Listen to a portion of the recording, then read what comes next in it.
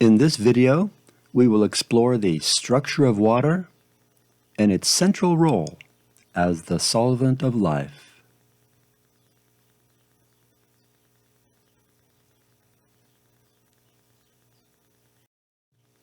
There are 7 major classes of chemicals that compose the human body: water, lipids, also known as fats, proteins, minerals, usually ionized elements known as electrolytes, such as calcium, potassium, and sodium, nucleic acids, carbohydrates, and vitamins.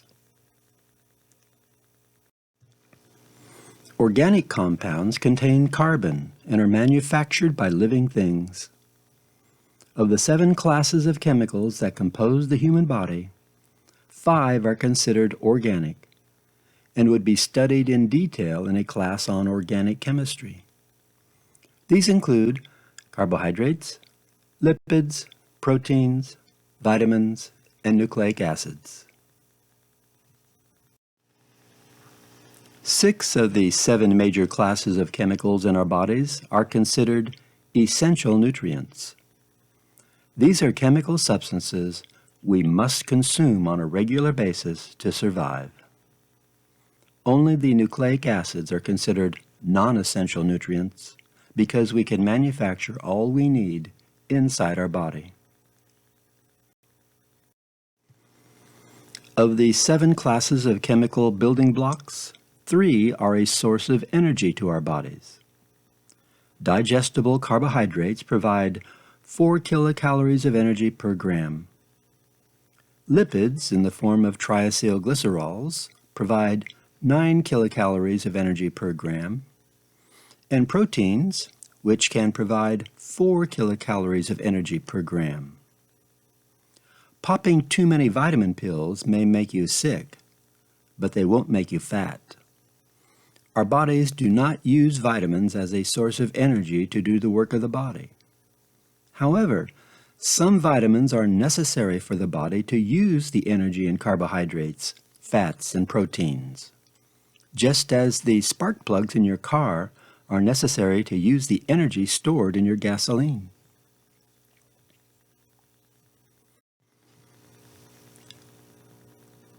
Water is the most important of the chemical building blocks of life.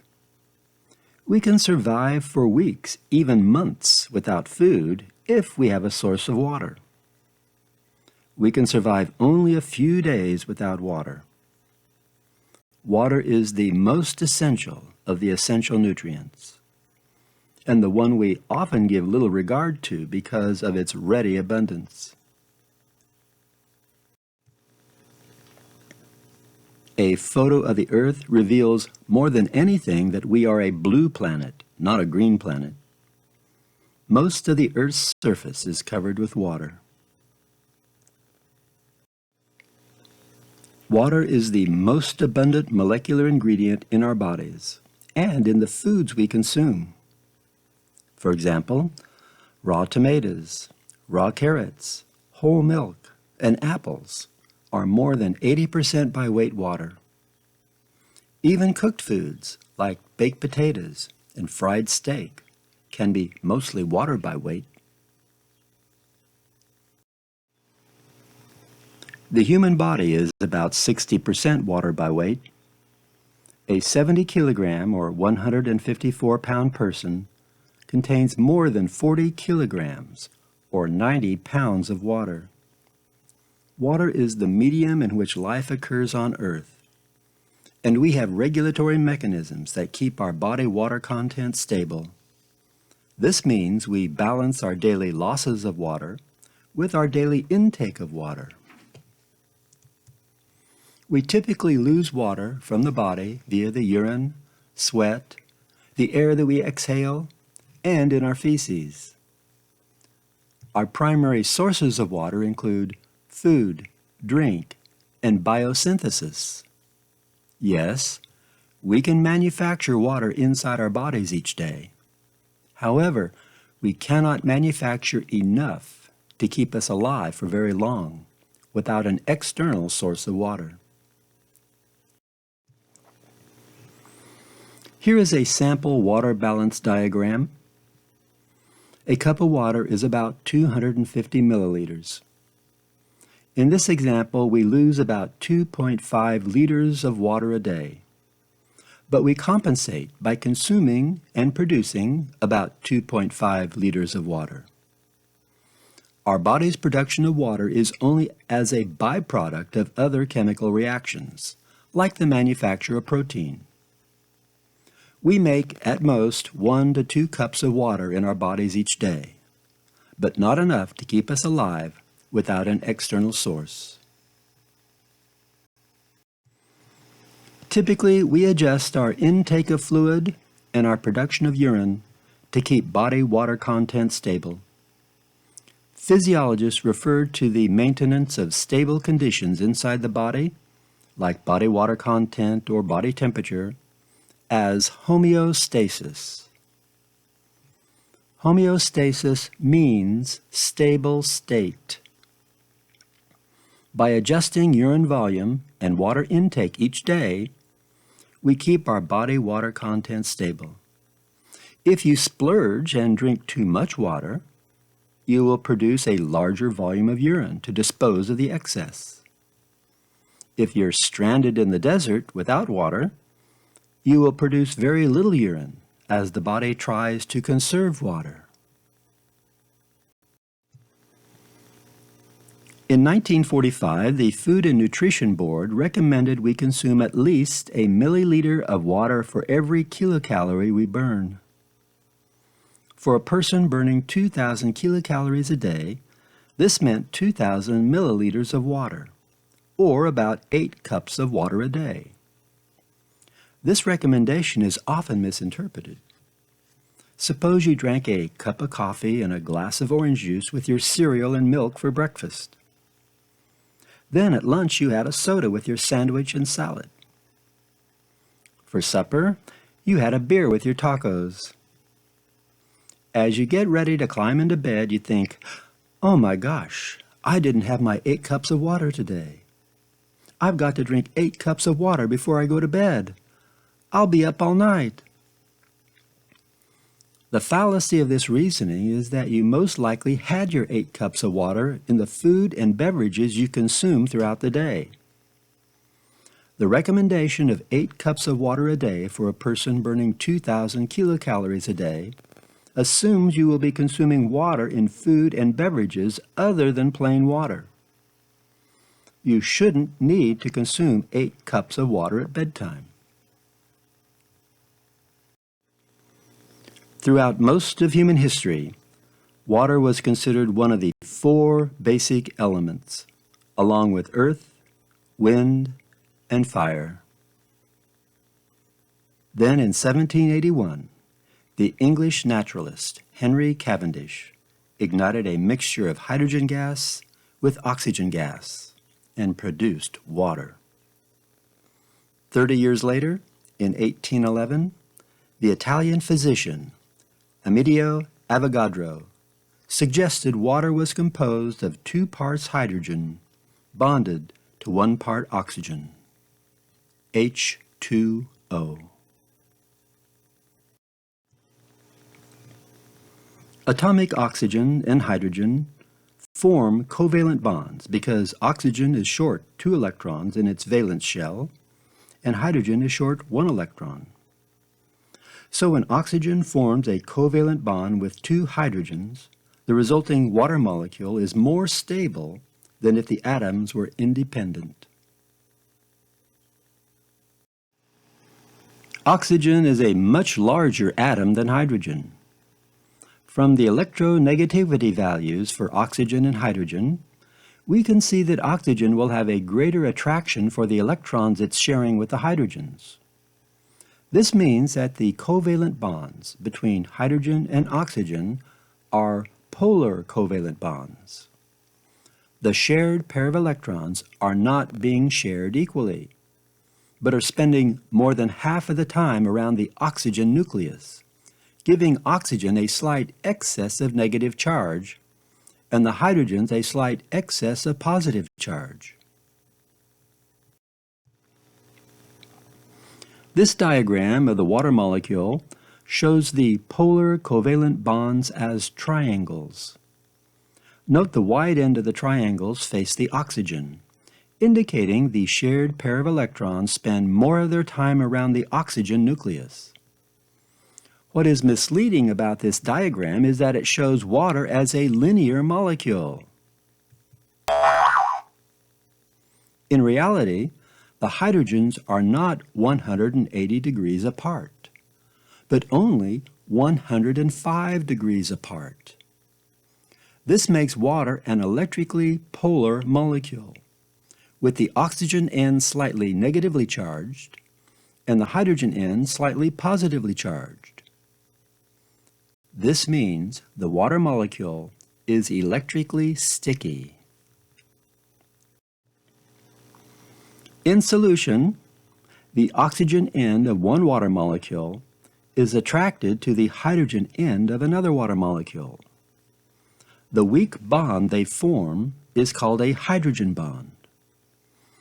The hydrogen bonding behavior of water molecules arises from the electrical asymmetry of the water molecule. It's called a hydrogen bond because it looks like two water molecules are sharing a hydrogen atom. You're viewing an animation of water molecules making and breaking hydrogen bonds, which are shown in green. The red oxygen end of the water molecule is attracted to the white hydrogen end of another water molecule and can stick together briefly as a result of their opposite charge. Note the weakness of the hydrogen bond, as they are continuously being formed and broken. The hydrogen bonding of water has important implications for life. The fact that water molecules tend to stick together has many consequences for life. Water has a higher boiling temperature than we would expect from its molecular weight, which is only 18 grams.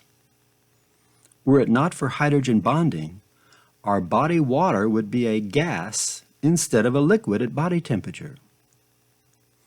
On the other hand, water freezes more easily than its molecular weight would predict, which is why you don't want pure water in your car's radiator during a Midwest cold spell.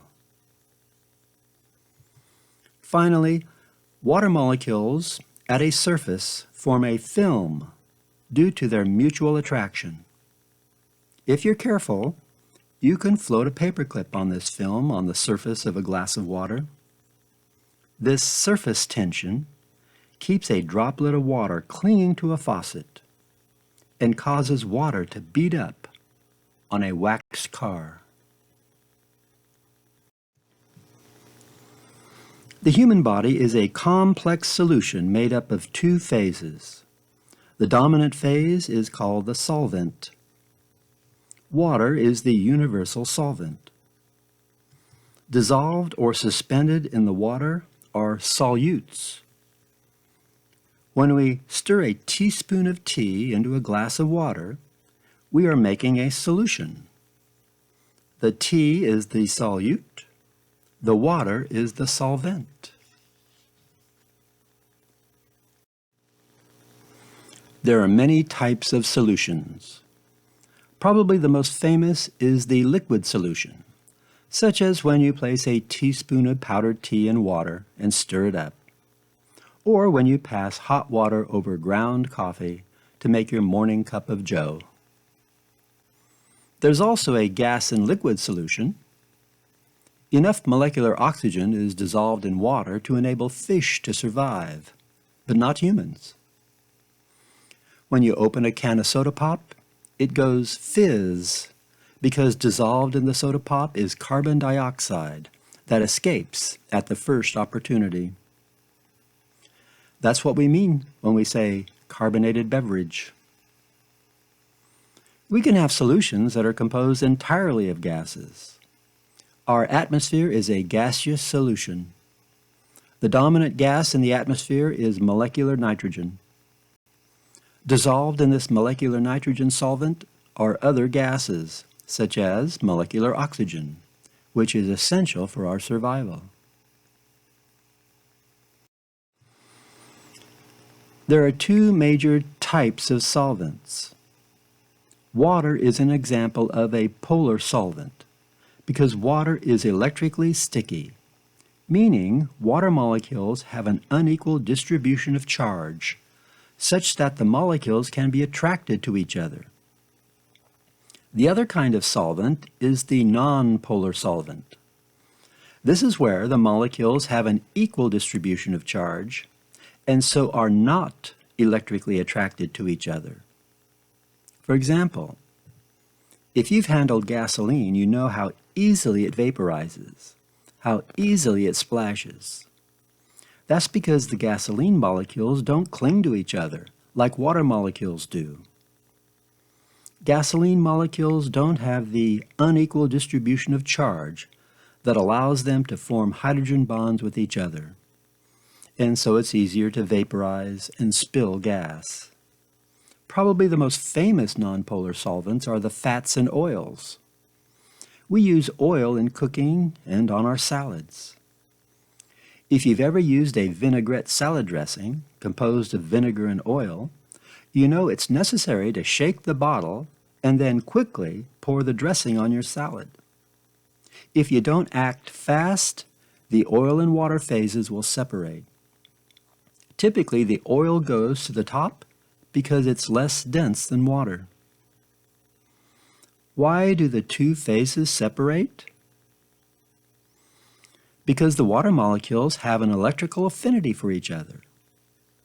Water molecules are polar molecules, whereas oil molecules don't have an electrical affinity for the water molecules. Consequently, the water molecules are attracted to each other, and the oil molecules, which are less dense than water, get pushed to the surface. It's like a party where half of your guests speak only Spanish and the other half speak only English. You end up with two parties. One party for the Spanish-speaking people and the other party for the English-speaking people. There is a rule of solvents: like dissolves like, meaning that polar solvents dissolve polar compounds or charged compounds, which we call ions, whereas nonpolar solvents will dissolve nonpolar substances. Here you're looking at a crystal of table salt placed in water. Table salt is composed of sodium ions that have a net positive charge bonded to chloride ions that have a net negative charge. The electrically sticky water molecules will grab hold of the crystallized ions and pull them away from each other and form a ring around them, holding the ions separate from each other in solution. So here we have a chloride ion surrounded by the hydrogen ends of water molecules. And up here we have a sodium ion, positively charged, surrounded by the negatively charged oxygen ends of water molecules. And this is how like dissolves like. If you take a teaspoon of sugar and put it in a glass of water, you can make what we might call a dilute solution. If you add another teaspoon of sugar, then we've got a stronger solution that is more concentrated in terms of solute. There are several ways of differentiating solutions quantitatively on the basis of how much solute is present in solution. One of the more common ways is molarity. Molarity, abbreviated capital M, is defined as the number of moles of a solute per liter of solution. The higher the molarity, the more solutes per liter of solution.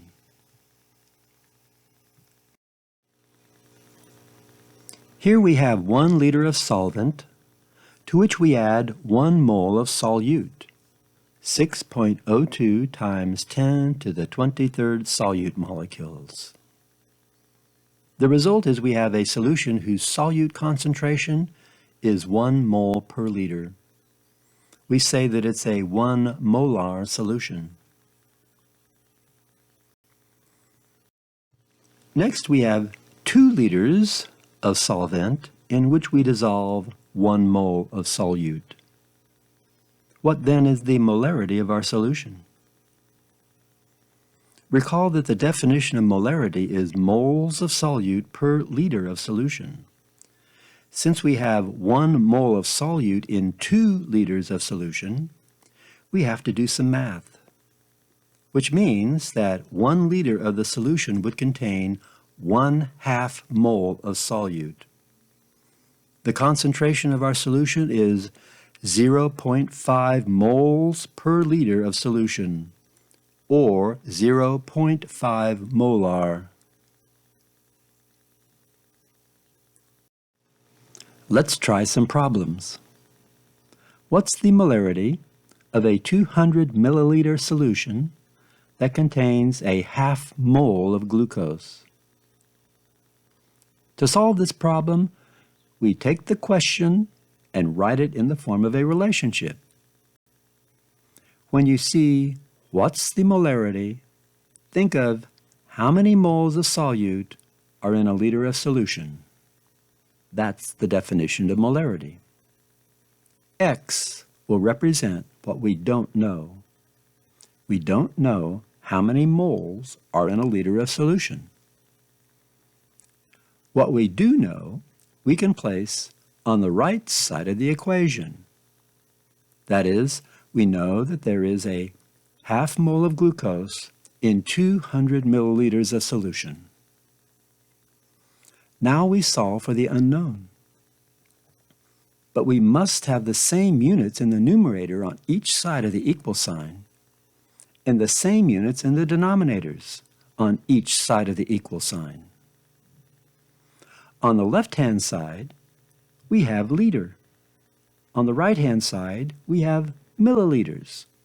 So we're going to have to agree on which unit we want to use to solve the problem. We can convert liters to milliliters. Easy enough. There's 1,000 milliliters in a liter. So we'll just substitute 1,000 milliliters for 1 liter. Now that we have the same units on both sides of the equation, we can solve for our unknown. We multiply the left-hand side of the equation by what's in the denominator in order to eliminate the value of the denominator. We've now isolated our unknown on the left side. But if you multiply one side of an equation by a number, you better do the same thing to the other side, or you'll create an inequality. So we're going to multiply the right side also by 1,000 milliliters. Notice that the units, milliliters, cancel out, giving us 500 moles divided by 200, which becomes 2.5. So we have 2.5 moles per 1,000 milliliters, or per liter of solution. So the molarity of our glucose solution here is 2.5 molar.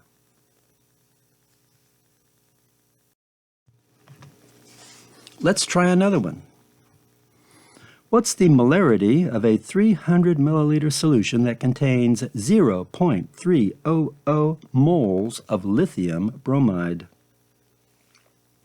Once again, we need to translate the question into a relationship. What's the molarity becomes X over 1 liter. On the right side, we're going to put the relationship that's given to us in the question. 0.300 moles in 300 milliliters of solution. Once again, notice that in the denominator we have liters on one side, but milliliters on the other side.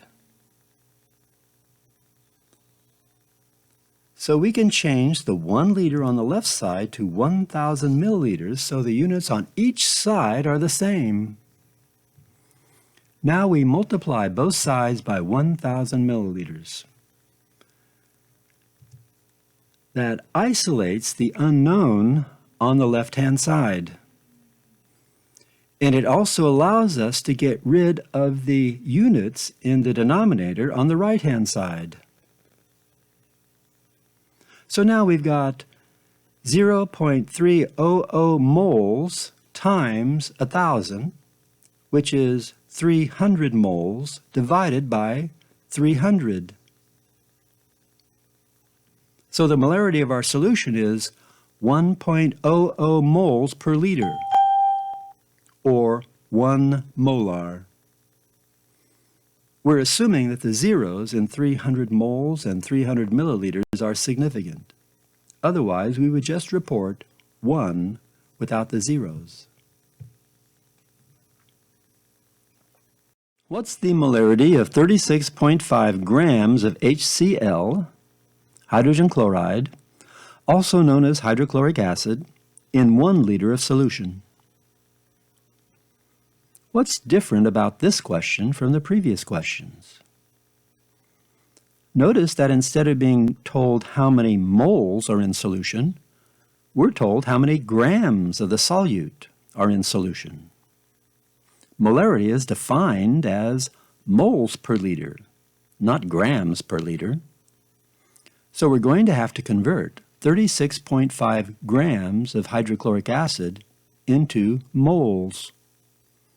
To do that, you're going to need access to a periodic table of the elements. You need to find how much 1 mole of hydrogen weighs and how much 1 mole of chloride weighs.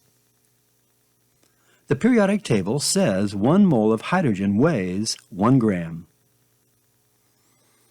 Next, let's look up the weight of chlorine. The periodic table says 1 mole of chlorine weighs 35.5 grams. So we add these together and we find that 1 mole of hydrogen chloride weighs 36.5 grams. So if we have 36.5 grams of hydrogen chloride in a liter of solution, we have, in effect, 1 mole of hydrogen chloride in a liter of solution. And what's the definition of molarity? Moles of solute per liter of solution. So there's your answer. The concentration of our hydrogen chloride solution is 1 mole per liter. It's a 1 molar solution.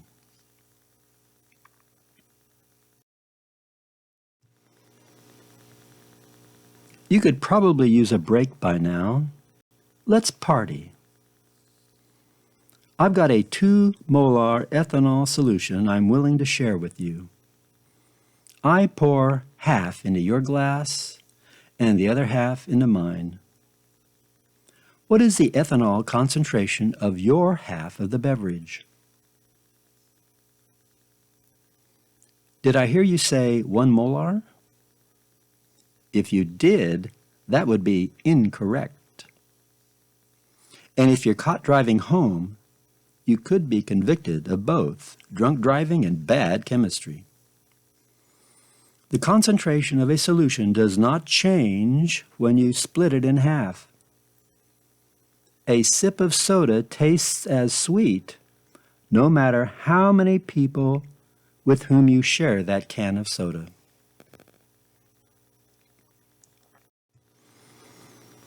After that refreshing pause, let's explore other ways of expressing quantitatively the concentration of solute in a solution. One way that's very common in the medical field, especially with reference to blood values, is the mass per unit volume. So instead of speaking of moles per liter, we're going to speak of mass of solute per volume of solution. Here we have 1 liter of solution, and in that solution we have 1 gram of solute. So we can say that we have a 1 gram of solute per liter of solution. This is a mass per unit volume expression.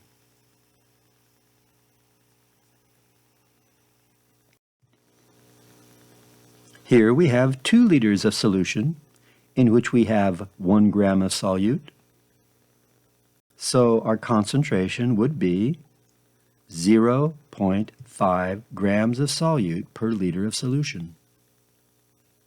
Notice we're expressing the concentration as a per unit of volume. Here we're using liters as our fundamental unit. However, in medicine, oftentimes a smaller unit called a deciliter is used as the fundamental unit of volume.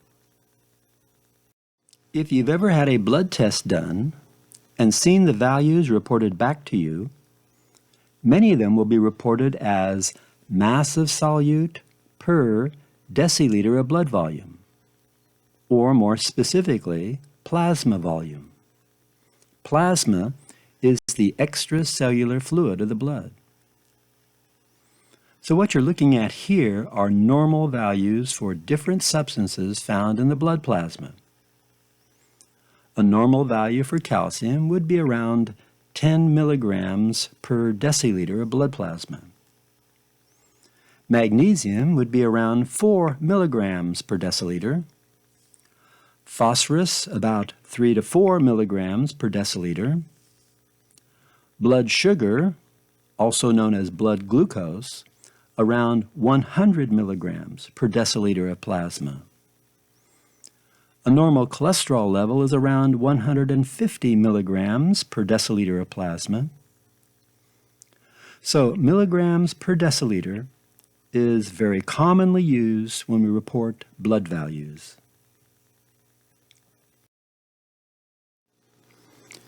In medicine, there's many ways of saying the same thing. Let's try a problem that illustrates this. How much is 1 gram of sucrose, also known as table sugar, in a liter of solution, expressed per 100 milliliters of solution? To solve this problem, you need to know the meaning of the prefix milli. Milli means 1/1000th of. In other words, there's 1,000 milliliters in a liter of solution. So 100 milliliters is 1/10 of 1,000 milliliters. So in 100 milliliters, we have 1/10 of 1 gram of sucrose. 100 milliliters is also 100 cubic centimeters. And 100 milliliters is also 1 deciliter. Finally, we can express the concentration of sucrose in 100 milliliters as 0.1 grams of sucrose per cent. Percent means per 100, implying per 100 milliliters. All these expressions are equal, and you may find any of them used in a textbook or in a lab report. The moral of our story is that life on Earth is inextricably intertwined with water and its solutes. But water has a dark side. Every year, hundreds of thousands of humans are killed by water. They may drown in liquid water, or slide away on water in the solid state. Occasionally, a human will drink so much water that they die of water intoxication. Yes, even the most essential of essential nutrients, water, has a lethal oral dose.